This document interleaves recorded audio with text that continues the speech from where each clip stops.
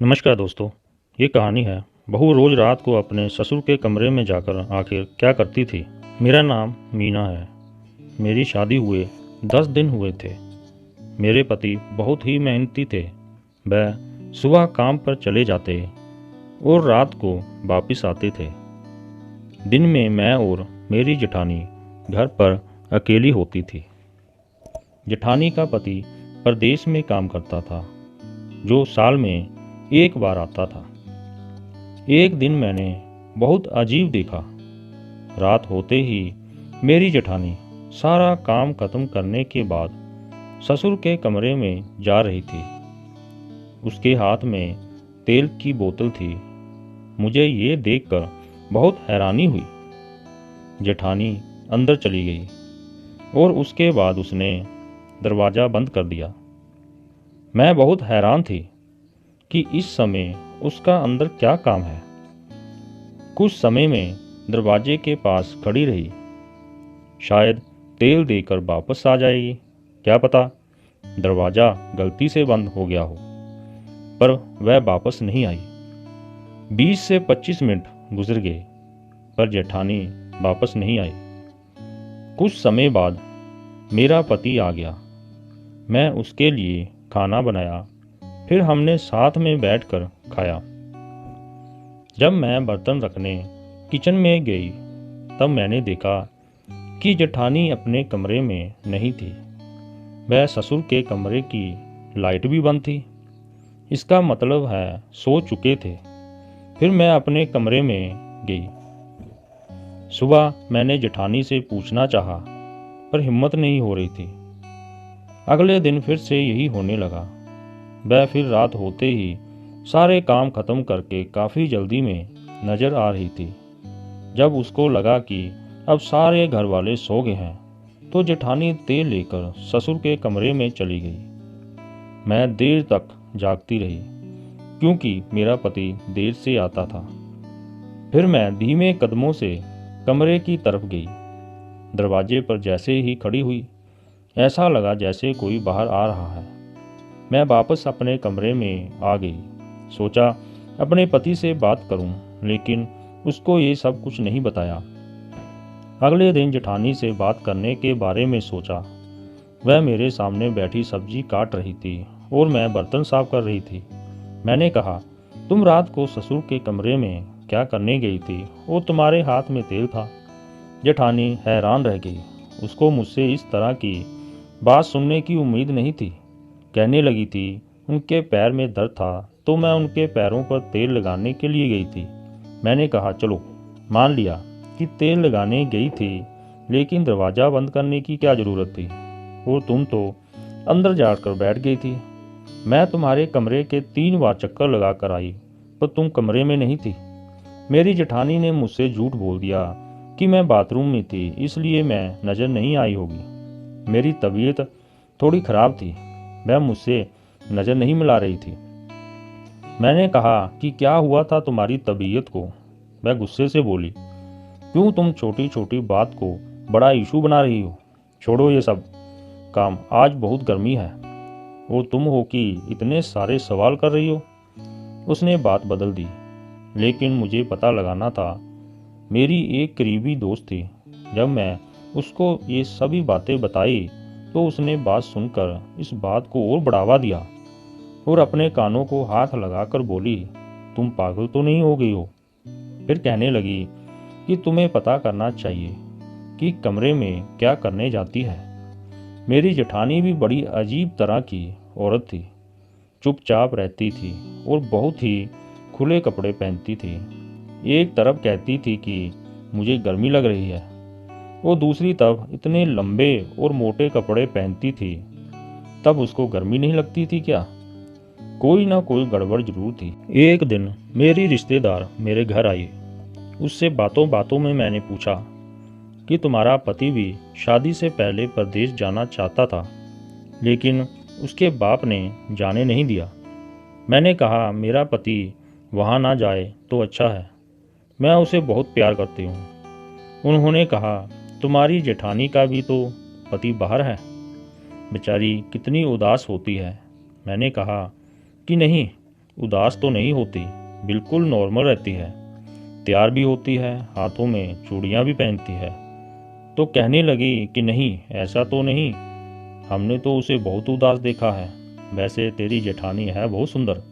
मैंने कहा, सुंदर तो बहुत है, ऐसे में पति पास ना हो तो इंसान तैयार होकर किसको दिखाता है, लेकिन उसका दिल करता हो कि वह तैयार होना चाहे, ये अच्छी बात है। इंसान को अपने लिए भी तैयार होना चाहिए। सिर्फ पति के लिए औरत तैयार क्यों हो? वह अपने लिए भी तैयार हो सकती है, ताकि अपने आप को सुंदर देखकर उसको खुशी मिलती हो। मेरी जेठानी को देखकर बिल्कुल भी नहीं लगता था कि उसका पति बाहर है। ना तो उस घर में मेरे जेठ की बात होती थी, ना उसका कोई नाम लेता था। मैंने उसकी कोई तस्वीर नहीं देखी थी। जेठानी को भी अपने पति से फ़ोन पर बातें करते हुए कभी नहीं देखा था। अगर पति प्रदेश में है तो फ़ोन तो करता ही होगा। यहाँ तक कि मेरे ससुर भी नहीं कहते थे कि बेटा बाहर है। एक बार हम सब खाना खाने बैठे तो ससुर ने कहा कि भगवान ने एक ही बेटा दिया है और ये सब उसी का है। साथ ही हंसने लगे। मैंने कहा कि पिताजी, आपका एक बेटा और भी है। कहने लगे, हाँ, एक और भी बेटा है, गलती हो गई मुझसे। बाप थोड़ी नहीं अपनी औलाद को भूल सकता है। फिर बोलते हैं कि मैं तो मजाक कर रहा था। हम सब बहुत हैरान हुए कि पिताजी कैसे भूल गए। मेरे पति ने भी अजीब सा चेहरा बना लिया और जेठानी भी इधर उधर देखने लगी। ऐसा लग रहा था कि ये तीनों मुझसे कोई बात छुपा रहे हैं। लेकिन मेरी जेठानी की वही रूटीन थी। जब ससुर जी सो जाते हैं तो वह वापस क्यों नहीं आती? जेठानी कमरे के अंदर ही क्यों रहती है? क्या सारी रात टांगे दबाती रहती है? और वह आवाज़, उनके बारे में सोच कर तो मेरा दिमाग वैसे ही घूमे जा रहा था, जो मैं सोचना भी नहीं चाहती थी। और वह इस घर में हो रहा था। एक दिन तो कुछ ऐसा हुआ कि मैं हैरान ही रह गई। मैंने अपनी जेठानी को कपड़े बदलते हुए देख लिया। वह मुझे देखकर बुरी तरह चौंक गई, लेकिन उससे ज़्यादा तो मैं चौंक गई थी। मैंने कहा, आप तो माँ बनने वाली हैं और आपने मुझे बताया नहीं। उसकी जुबान उसका साथ नहीं दे रही थी। मैं पहले तो बहुत घबरा गई, फिर खुद को संभाल कर बोली, हमारे खानदान में ये सब नहीं बताया जाता। जब तक 8 महीने ना हो जाएं, तब तक किसी को भी ये बात नहीं बताई जाती। कहते हैं कि नज़र लग जाती है और अच्छी बात नहीं होती है। इसलिए मैंने किसी को नहीं बताया कि मैं माँ बनने वाली हूँ। मैंने कहा कि आपने पति को बताया? वो ससुर से जिक्र किया क्या तुमने? तो मेरी जेठानी को कोई बात नहीं आ रही थी। उसने कहा, पता है उनको, याद नहीं रहा होगा। यह किस किस्म की बात थी? इतनी बड़ी बात कोई कैसे भूल सकता था? और मुझे भी नहीं पता चला, क्योंकि मेरी जेठानी बहुत खुले कपड़े पहना करती थी। इस तरह लग रहा था कि उसका 8वां महीना चल रहा था। इसका मतलब है कि 8 महीने पहले मेरा जेठ आया था, लेकिन फिर भी कोई इस घर से उसका नाम नहीं लेता था। क्या उनकी उसके साथ कोई दुश्मनी थी, या वह उनको पसंद नहीं करते थे? इस घर में रहते हुए मुझे भी 3 महीने हो रहे थे। वह भी उनके लिए कुछ नहीं भेजता था, ना ही कभी मनी ऑर्डर आया और ना ही कोई पार्सल। फिर मैंने सोचा कि एक तो मेरी जेठानी की ये हालत है, ऊपर से मेरे ससुर फिर भी उसको अपनी टांगें दबाने के लिए बुला लेते हैं, अपनी टांगों पर मसाज करवाते हैं। वह भी रोज़। उनको इसका एहसास करना चाहिए। ऐसे में तो औरत को आराम की ज़रूरत होती है। एक दिन सभी बैठकर खाना खा रहे थे। मैंने जेठानी से कहा कि मैं आपके लिए चाट बनाई है। ऐसी हालत में आपका चाट को खाने का मन तो करता होगा। ये सुनकर जेठानी के गले में जो खाना था वह उसकी हलक में अटक गया और ससुर ने भी उसको हैरान होकर देखा। वह उसके सामने कहने लगी कि तुम्हें क्या हो गया है? तुमसे किसने कह दिया कि मैं पेट से हूँ, जबकि मेरा पति मुझसे मिलने नहीं आया है मेरे कदमों तले से ज़मीन निकल गई कि कैसे जेठानी ने झूठ बोल दिया, जबकि मुझे अच्छी तरह से पता था कि वह पेट से है, और अगर उसका पति नहीं आया तो फिर ये बच्चा किसका था। मेरे ससुर ने भी कहा कि वह तुमसे मजाक कर रही थी। तुमने सच मान लिया बेटी, अभी ऐसी कोई खुशखबरी नहीं है हमारे घर में। अब तो तुम लोगों की तरफ ही देखते हैं, तुम लोग ही कोई खुशखबरी सुना दो जल्दी से, तो इस घर में भी रौनक लग जाएगी। मेरे ससुर ने अचानक जेठानी को कहा, तो मैं तुम्हारे मायके घर छोड़कर आना है। आओ, मैं तुम्हें छोड़ आता हूँ। मैं तो भूल ही गया, तुम भी याद नहीं दिलाती। अब इसका पति घर नहीं है तो ये जिम्मेवारी भी मुझे पूरी करना पड़ती है। जब ये कहती है तो इसके मायके छोड़ आता हूँ। मेरी ससुर मुझे सफाई दे रहे थे। उन्होंने कहा, इसके पिता के साथ मेरी काफ़ी अच्छी दोस्ती है, मैं वहाँ पर थोड़ी देर बैठ जाता हूँ, अच्छा टाइम पास हो जाता है। तुम दोनों बैठकर खाना खाओ, हम चलते हैं। मेरी जेठानी के चेहरे का रंग उड़ा हुआ था। वह बुरी तरह से मुझे देख रही थी, जैसे मैंने उसकी ज़िंदगी बर्बाद कर दी थी। मेरे ससुर जी अचानक से उसे लेकर वहाँ से चले गए, जबकि इससे पहले तो ऐसी कोई बात नहीं कर रहे थे कि आज ही लेकर जाना है। वह चले गए तो मेरे पति ने मुझे कहा कि तुमको किसने ये सब कह दिया, इस तरह की बातें क्यों कर रही हो। मैंने कहा कि मैंने देखा था, उनका पेट इतना बड़ा हुआ था। मेरे पति हंसने लगे और बोले कि उनका पेट खाने से बड़ा हुआ है, और तुम समझ रही हो कि वह प्रेग्नेंट है। मेरा भाई 2 साल से वापस नहीं आया है, तो बच्चा कहाँ से आ गया।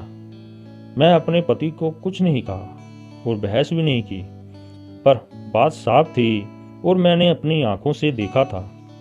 मेरी जेठानी पेट से थी और उसका 7वां महीना चल रहा था, लेकिन वह ये बात छुपा क्यों रही थी, और अगर छुपा रही थी तो कब तक छुपा पाती। क्या उसने बच्चे को पैदा नहीं करना था। मेरे ससुर जेठानी को लेकर रात तक वापस आए तो अपनी जेठानी को देखकर मैं फिर हैरान रह गई। उसके चेहरे पर बहुत बड़ा निशान बना हुआ था, जैसे जख्म हुआ हो। मैं आगे बढ़ी। मैंने कहा, क्या हुआ है, तो कहने लगी, वापसी में रिक्शे से गिर गई और मेरा मुंह जमीन पर लग गया था। मेरी जेठानी की आंखों को देखकर लग रहा था कि वह झूठ बोल रही है। मैं अपने कमरे में चली गई और उसने खाना भी नहीं खाया। अगर वह रिक्शा से गिरी थी और उसका मुंह जमीन पर लगा था तो फिर उसके बच्चे को भी नुकसान हुआ होगा, जबकि ऐसा कुछ भी नहीं था। ऐसा लगता था कि जैसे उसकी किसी ने पीटा हो। आज रात भी जब वह ससुर के कमरे में जा रही थी तो उसकी आंखों में आंसू थे। उसके कमरे में जाने से पहले उसने आंसू साफ किए। इस बेचारी के साथ यहाँ पर कुछ तो गलत हो रहा था, और यहाँ पर ये खुद ही सब कुछ कर रही थी। एक दिन मुझे बहुत गुस्सा आ गया। मैं अपनी जेठानी को कहा, क्यों इतना बड़ा झूठ बोल रही हो सबके सामने। मैं अंधी नहीं, मैंने अपनी आंखों से देखा है कि तुम माँ बनने वाली हो। तुमने नकली पेट नहीं लगा रखा। तुम इतनी खाती भी नहीं हो कि तुम मोटी हो जाओ। तुम्हारे पेट में किसका बच्चा है। मेरी जेठानी ने मेरी बात सुन ली, लेकिन जवाब नहीं दे रही थी। मैंने कहा, तुम कमरे से वापस क्यों नहीं आती। तुमने तेल लगा लिया तो वापस आ जाया करो, वहाँ सोने की क्या ज़रूरत है।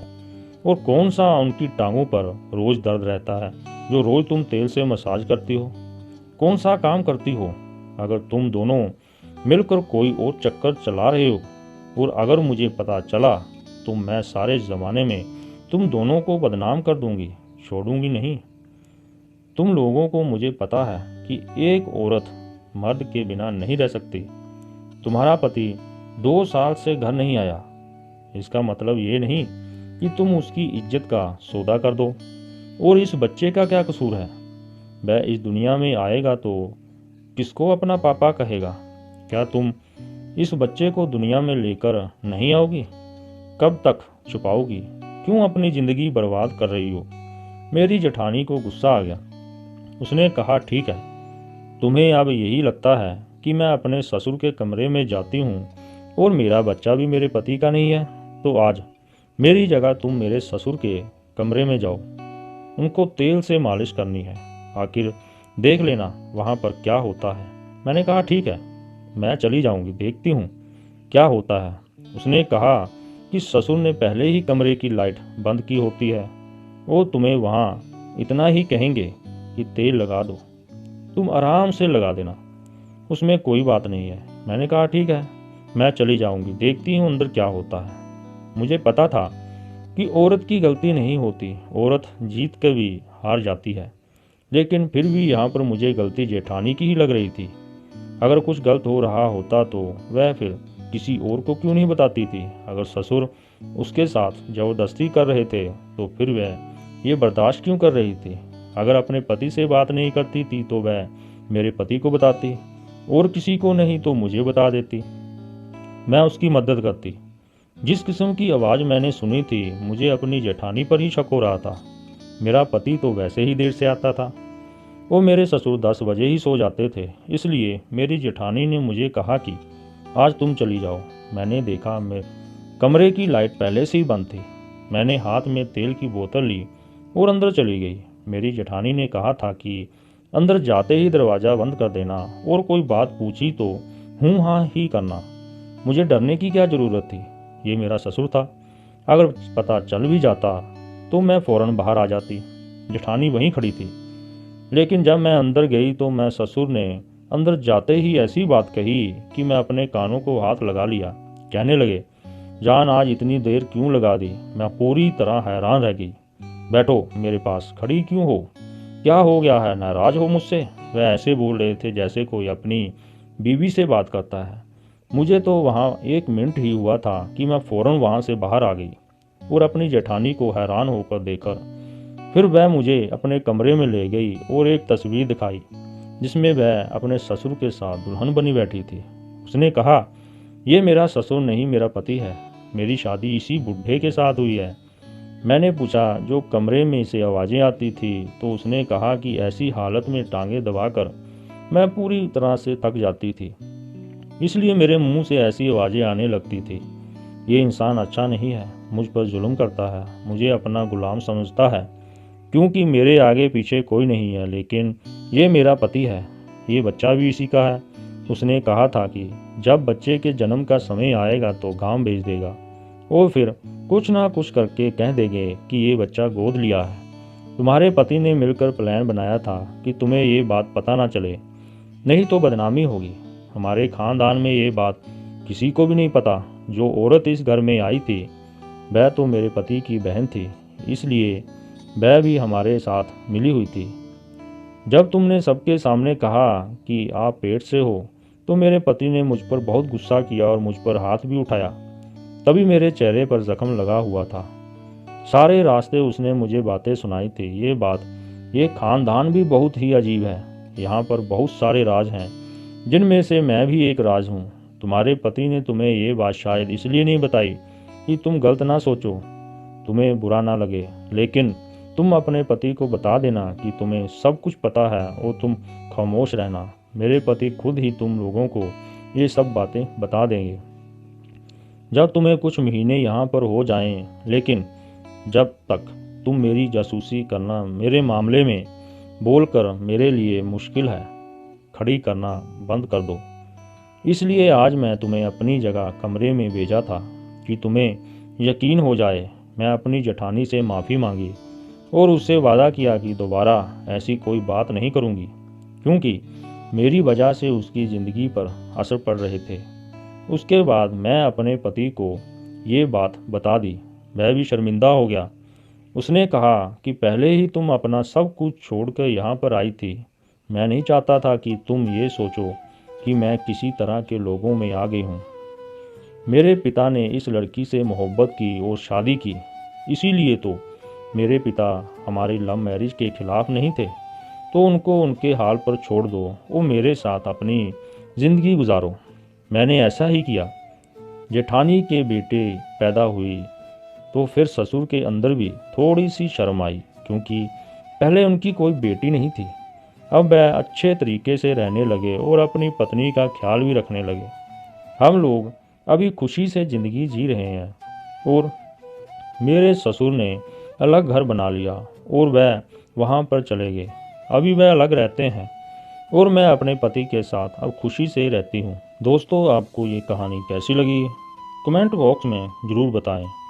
और अगर आपने अभी तक हमारे चैनल को सब्सक्राइब नहीं किया तो चैनल को सब्सक्राइब और वीडियो को लाइक ज़रूर करना। धन्यवाद।